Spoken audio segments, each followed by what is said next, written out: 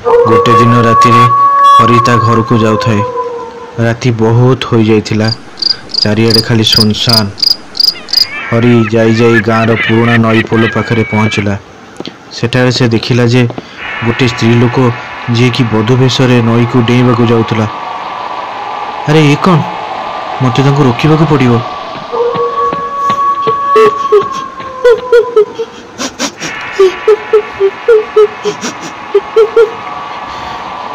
तमे किए आ मरिया पे कहीं जाउथलो? नववधूर कांदिबार स्वर चारिआडे खेली जाइथिला। हरि डरी डरी नववधू को पचारला, देख एते राति तुमर एठी एका रहिबाटा ठीक नुहे। जदि तमे तुम विषय किछि कहबो तेबे हेई पारे मु तुमको किछि साहाय्य करि परिबी। मोर ए दुनिया रे केही नांती। अरे तमे कोन एबे एठी रहिबो? कुआडे जीवो? कोन खाइबो? किछि ठिकाना अछि तमरो? मु केमती आकु एठी छाड़ी के जाई परिबी?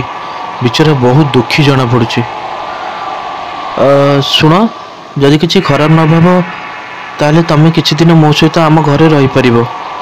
आम घर एई गारे। आपण मते मोहाले छाड़ी दियंतु, काहे कि ना परे मु आपण को पे असुविधार कारण न होई जाय। देख मु तुमको एठी एका छाड़ी के जाई परिबिनी। तुमे पछे काली सकाळे पळेबो, किंतु एबे एठरू चलो। मु गोटे भल लोक, मते भूल बुझनी। नववधू टिके भाविला आउ छिड़ा होई हरि सहित चलला। हरि आउ नववधू हरि घरे आसी पहुँचले। ताला उपरे धूली माटी अड़ंधु लागिथिला। बहुत मास हो गलानी मते घर ठारू दूर सहर को जाइथिली चाकरी खोजिया पई। एथिपई घरे धूली माटी जमी जाइछि, किंतु तमे जम्मा चिंता करनी, मु सबु सफा कर देबी। हरि आउ नववधू घर भीतर को आसिले। हरि ताकू ता रूम देखौथुला। ए फोटो देखुछ, ए होचंती मो माँ आउ बापा। जदि तमे तम ओढ़ना न खोलिबो तेबे तुमको देखा जिवो केमती?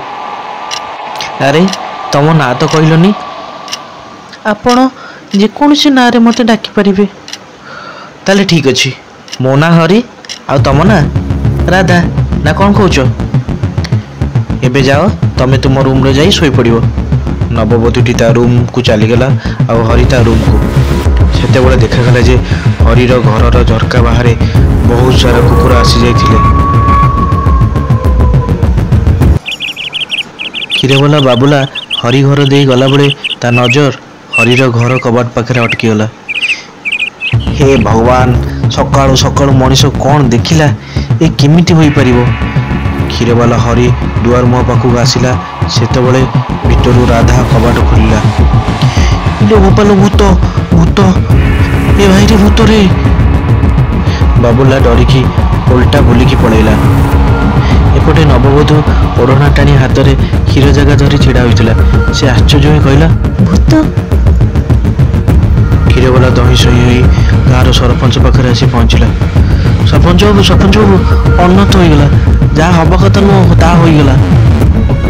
कौन देखिलु? सीधा सीधा कह बाबुला, कौन देखिलु? अरे से घरे मु नववधू को देखिली, माने भूत को देखिली। कौन हैला? एमिति होई परिबोनी। ता कबाट आमे समस्ते मिसिकी बंद करथिलु ना भाई। कौन कौन कहूच?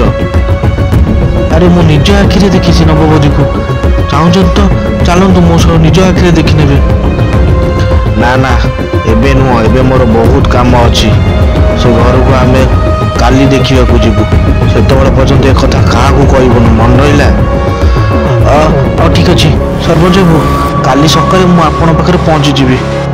तापरे बाबुला सेठारु पळेई अन्य लोक मानक घरे क्षीर बिकी जंगल मझिरे सर्टकट बाट दे ता घर को फेरुथुला। से गीत गाई गाई साइकेल चलई चलई आगु को जाउथाय।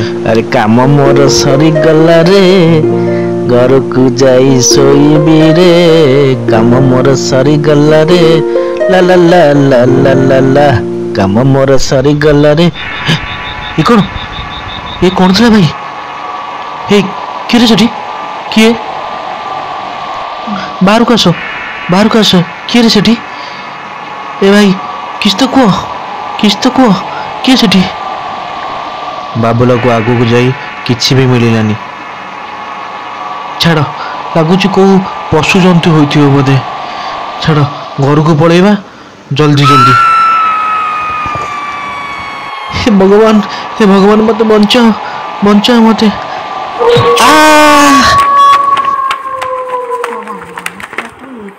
ନବବଧୂ କବାଟ ଖୋଲିଲା ଆଉ ଦେଖିଲା ଯେ କବାଟ ବାହାରେ ହରି ଛିଡ଼ା ହୋଇଛି। ଆଜି ହରି କାମରୁ ବହୁତ ଲେଟ୍ରେ ଫେରିଲା।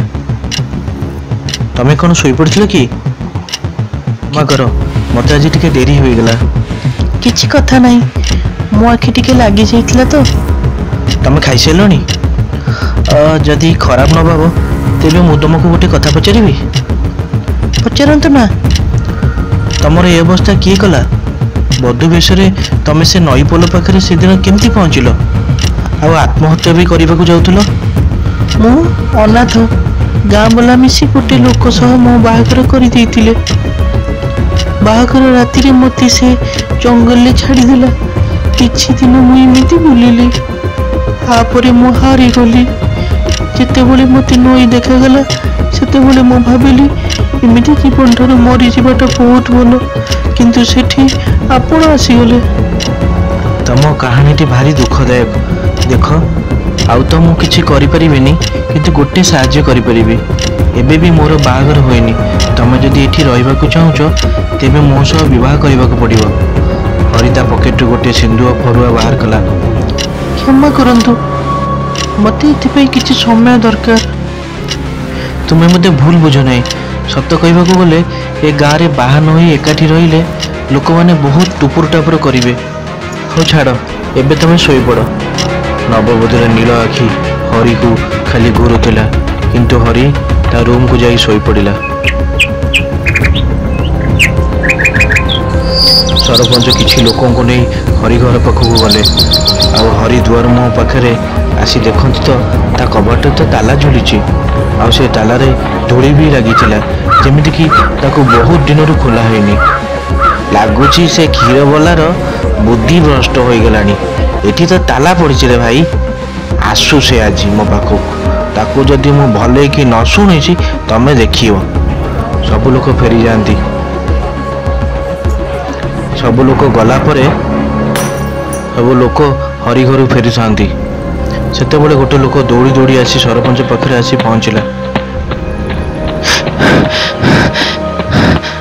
ସରପଞ୍ଚ ବାବୁ, ସେଠି ଜଙ୍ଗଲ ମଝିରେ ଗୋଟେ ସବୁ ମୁଣ୍ଡ କଟା ଶବ ପଡ଼ିଛି।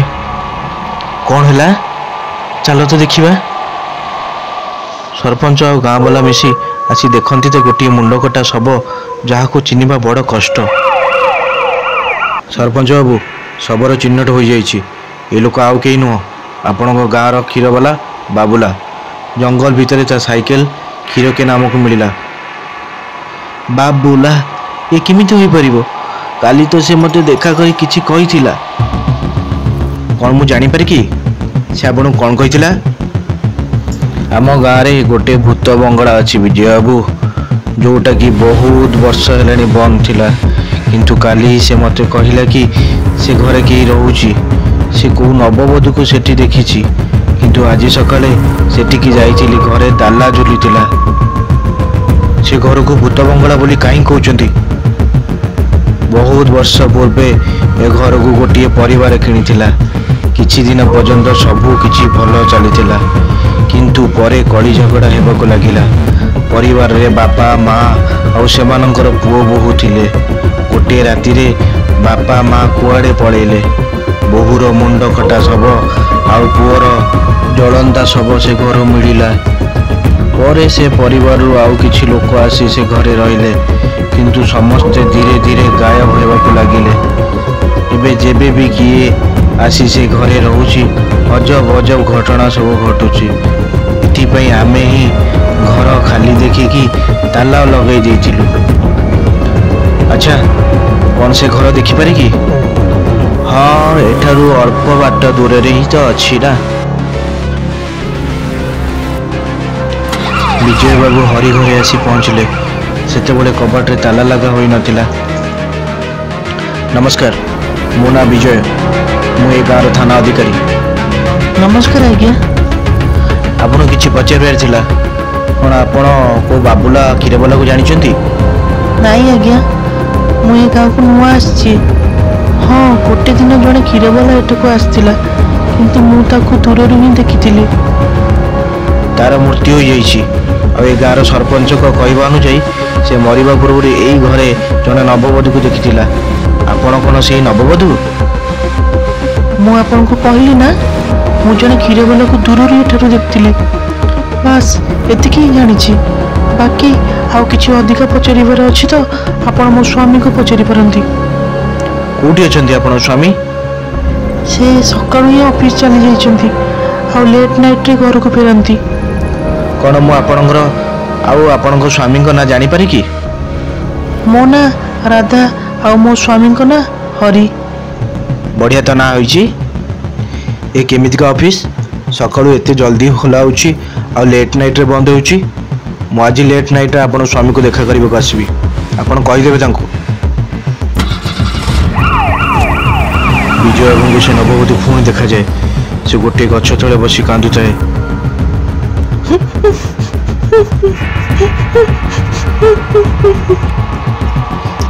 କିଏ ତୁମେ?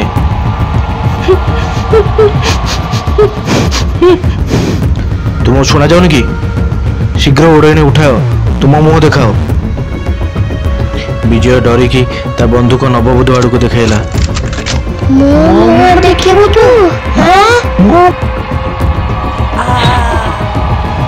ରାତି ଅନେକ ହୋଇଗଲାଣି। ଗାଁରେ ଗୋଟେ ଲୋକ ଘର ଅଗଣାରେ ଖଟିଆରେ ଶୋଇଥିଲା। ସେତେବେଳେ ତାକୁ କିଛି ଲୋକଙ୍କର ପାଦ ଶବ୍ଦ ଶୁଭିଲା।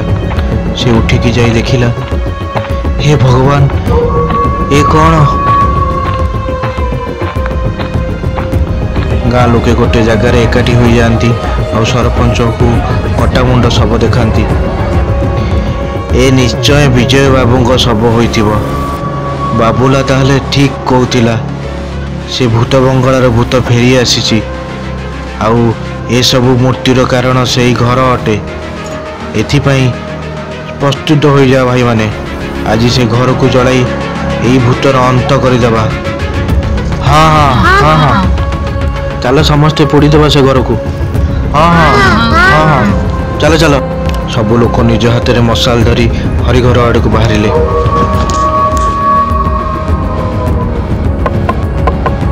କ୍ଷମା କରିବ, ମୋର ପୁଣି ଆଜି ଟିକେ ଲେଟ୍ ହୋଇଗଲା। କ'ଣ କରିବି, କାମ ତ ସେମିତି ନା। ମୁଁ କ'ଣ କହୁଥିଲି କି, କ୍ଷୀର ଖାଦ୍ୟ ସବୁ ରଖିକି ଯାଇଥିଲି, ତମେ ଖାଇଛ ତ? ଆଜି ତ ନିଜ ଓଢ଼ଣା ଉଠେଇ ତୁମ ମୁହଁ ଦେଖେଇ ଦିଅ। ଚାରିକାନ୍ଦ ଭିତରେ କିଏ ଦେଖୁଛି? ତମେ ମୋ ମୁହଁ ଦେଖିବାକୁ ଚାହୁଁଛ ନା? ହଁ, କୋଉ ଭୂମିକମ୍ପ ହୋଇଯିବ କି ଯଦି ତମ ଚେହେରା ଦେଖିବି ତ? ଇଏ ନିଅ, ଦେଖ ମୋ ମୁହଁ। ଶୁଣବେ, ମୋ ନାଁ ବିକି। ମୁଁ ଗୋଟେ ଚୋର। ଝିଅ ବିଷୟରେ ଲୋକଙ୍କୁ ଲୁଟେ। ସେଦିନ ବି କାହାକୁ ଲୁଟି ବୋଲି ଅପେକ୍ଷାରେ ଥିଲି, କିନ୍ତୁ ତୁ ଆସିଗଲୁ। ଆଉ ତୋ ଭିକାରୀ ଘରେ ନା ଟଙ୍କା ଅଛି ନା ସୁନା ଗଣା। ଏବେ ଏଠି କ'ଣ ଗେନ୍ଧାଟା ଚୋରି କରିବି? ପୁଣି ତୁ ମୋ ପଛରେ ପୋଲିସ ଲଗାଇଦେଲୁ। ତୁ ମୋଠୁ ବେଶୀ ଚାଲାକ ମୁଁ ଜାଣିଛି। ମୁଁ କୋଉ ନବବଧୂ ନୁହେଁ ବେ। ତୁ ନିଜ କଥା କହ, ତୁ କିଏ? ହରି ହସିଲା। ଠିକ୍ କହିଛୁ, ନବବଧୂ ତୁ ନୁହଁ। ଏଇଟା ମୁଁ ପ୍ରଥମ ଦିନରୁ ହିଁ ଜାଣିଛି। କାହିଁକି ନା ନବବଧୂ ହେଉଛି ମୁଁ। ବହୁ ବର୍ଷ ପୂର୍ବେ ହରି ନାମରେ ଜଣେ ଲୋକ ରାଧା ନାଁରେ ଝିଅ ସହ ବିବାହ କଲା ଆଉ ଏଇଠି ଆସି ରହିବାକୁ ଲାଗିଲେ। କିଛି ଦିନ ପରେ ହରିର ବାପା ମା ମଧ୍ୟ ଏଠାରେ ରହିଲେ। ଆଉ ରାଧା ମାନେ ମତେ ସେମାନେ ଭଲ ପାଉନଥିଲେ। ସେମାନେ ଚାହୁଁନଥିଲେ କି ମୋର ଆଉ ହରିର ସନ୍ତାନ ହେଉ ବୋଲି। ଏଥିପାଇଁ ରାଗିକି ଗୋଟିଏ ରାତିରେ ମାରିଦେଲି ସେମାନଙ୍କୁ। କିନ୍ତୁ ମାରିଲା ବେଳେ ହରି ମତେ ଦେଖିଦେଲା ଆଉ ସେ ମତେ ମାରିଦେଲା। ମୋ ମୁଣ୍ଡ କାଟିକି ଜାଣିଛ, ସେଇ ନଈରେ ସେ ଫୋପାଡ଼ି ଦେଲା, ଯୋଉ ନଈରେ ତୁ ସେଇଦିନ ଆତ୍ମହତ୍ୟା କରିବାକୁ ଯାଇଥିଲୁ। ନିଜ ବାପା ମାଆକୁ ପୋଡ଼ିଦେଲା ଆଉ ମୋ ଶବ ସେମିତି ସଢ଼ିକି ସଢ଼ୁଥିଲା। ଏଥିପାଇଁ ପ୍ରେତ ଆତ୍ମା ହୋଇ ସର୍ବପ୍ରଥମେ ମୁଁ ହରିକୁ ମାରିଲି ଆଉ ତାପରେ ଏ ଭକୁଆ ଗାଁ ବାଲାଙ୍କୁ। ଜାଣିଛୁ କାହା ପାଳି? ଆମକୁ ଏବେ କେହି ରୋକିପାରିବେନି। ଏ ଘରକୁ ଚାରିପଟୁ ନିଆଁ ଲଗାଇ ଦିଅ। ଘରର ଚାରିପଟେ ଗାଁ ଲୋକେ ନିଆଁ ଲଗାଇଦେଲେ। ଭୂତ ନବବଧୂ ଏ ଘର ସହ ଜଳିକି ମୁକ୍ତ ହୋଇଗଲା। ଏବେ ଆମ ଗାଁ ସୁରକ୍ଷିତ।